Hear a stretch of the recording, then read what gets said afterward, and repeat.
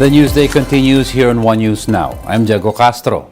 President Bongbong Marcos is currently in the United States for his 4-day official visit, where he is expected to meet U.S. President Joe Biden and other American cabinet officials. Mobile journalist Julie Baisa joins us live from Washington to give us the details. Julie? Diego, following his arrival here in the U.S., President Marcos is now gearing up for his meeting with U.S. President Joe Biden, set tomorrow, May 1, Washington time. Marcos will meet Biden over at the White House. This meeting will be followed by an expanded bilateral meeting with key cabinet officials. The White House has earlier said that Biden's meeting with Marcos will reaffirm the United States' ironclad commitment to the defense of the Philippines. In an ambush interview with the Philippine media delegation, Marcos Jr. mentioned that aside from the relationship between the two nations, he would also like to engage with the U.S. on an economic level. To engage us firstly on the economic level in terms of, again, our priority sectors, agriculture, power, infrastructure, all of these new technologies that we have been discussing. There's even the proposal for, again, the battery technologies to come to the Philippines.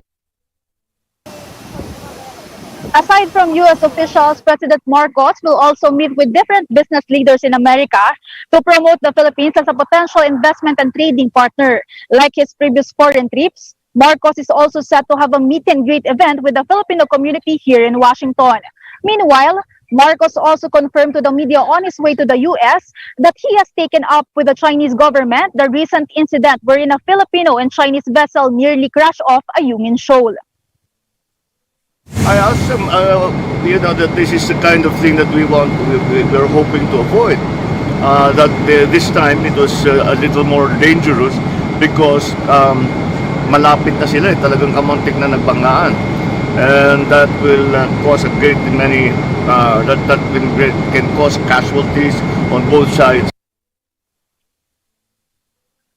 Diego, in connection to that, Marcos says that the Philippines and China will once again hold talks about the Filipinos' fishing grounds in the disputed territory. He says he has directed the DFA and the Coast Guard to create a map of these fishing grounds to ensure the fishing rights of the Filipinos. Diego? Thank you for those updates. Julie Baisa reporting live from Washington. President Bongbong Marcos has signed an executive order to align the country with international labor standards. EO number 23 will create an interagency committee to coordinate and facilitate the resolution of labor cases. Marcos Jr. said this will address several issues raised by the International Labor Organization. I just signed an executive order to put us in alignment with the International Labor Organization so that all of the areas that they have identified where there is weakness in our system, we have addressed it already. The President said specific details on the new EO will be announced by Labor Secretary Bienvenido Laguesma. What it actually does is to instruct all the departments of government to work together on very specific issues. There are 4 issues that the ILO brought to the Philippines in terms of our labor relations. So, yun ang in-address na natin with the EO. The Philippine National Police is deploying almost 60,000 personnel to ensure private safety and peace during Labor Day celebrations today. PNP Chief Police Benjamin Acorda says the deployment of police personnel will be enough to ensure order and security in all places of engagement. He also reminds all police officers to strictly observe the policy of maximum tolerance, respect for human rights, and adherence to police operational procedures. Some groups are expected to join Labor Day protests today in major cities like Manila and Cebu. These include the labor group Kilosang Mayo Uno that is criticizing the Marcos administration's alleged band-aid solutions to labor issues. They are also calling on the government to provide workers with higher wages and decent working conditions, among others. Amid workers' calls, the Labor Department in a statement said the 1st of May should serve as a reminder for the government to properly implement policies that would protect and promote the welfare and rights of workers. Meanwhile, the International Labor Union said that inequality around the globe seems more entrenched amid falling wages and rising poverty. To address this, the ILO says world leaders must prioritize social justice in order to create a more sustainable and stable future for workers. The Kilusan Magbubukid ng Pilipinas, on the other hand, expressed solidarity with workers in the country. This while the farmers group called on workers to participate in demanding for genuine land reform that aims to dismantle land monopolies as well as dominance of landlords and big businesses.